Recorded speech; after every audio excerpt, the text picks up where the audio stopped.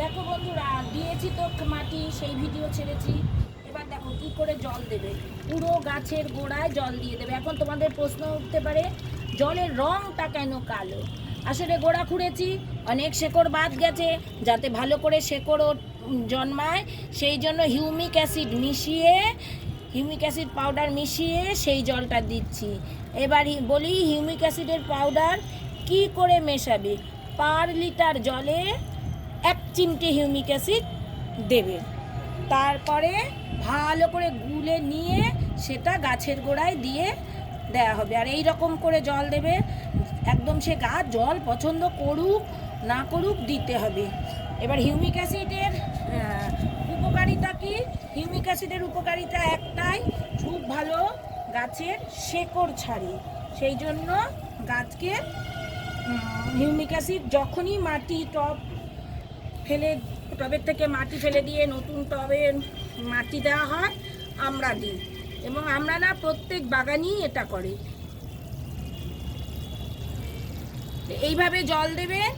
যদি দেখেন যে প্রয়োজন, হাত দিয়ে দেখবেন, যদি প্রয়োজন বোধ করেন পরে আবার জল দেবেন। আর যদি প্রয়োজন বোধ মনে হয় যে না, লাগবে না, মাটি ঠিক আছে, তাহলে জল দেবেন না। হয়ে গেল।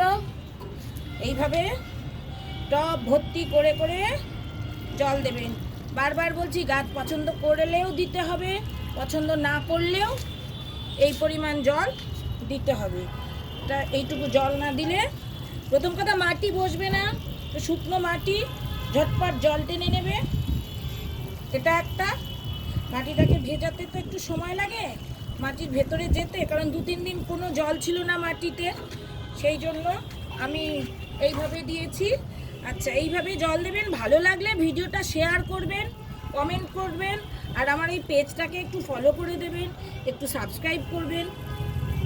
অনেক শুভেচ্ছা, শুভকামনা সকলের জন্য। ভালো লাগলে আবার বারবার বলছি, একটু শেয়ার করবেন, কমেন্ট করবেন, লাইক করবেন।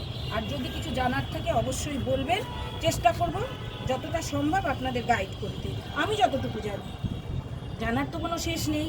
ধন্যবাদ সকলকে, অনেক শুভেচ্ছা, শুভকামনা। ভালো থাকবেন, সুস্থ থাকবেন, আনন্দে থাকবেন।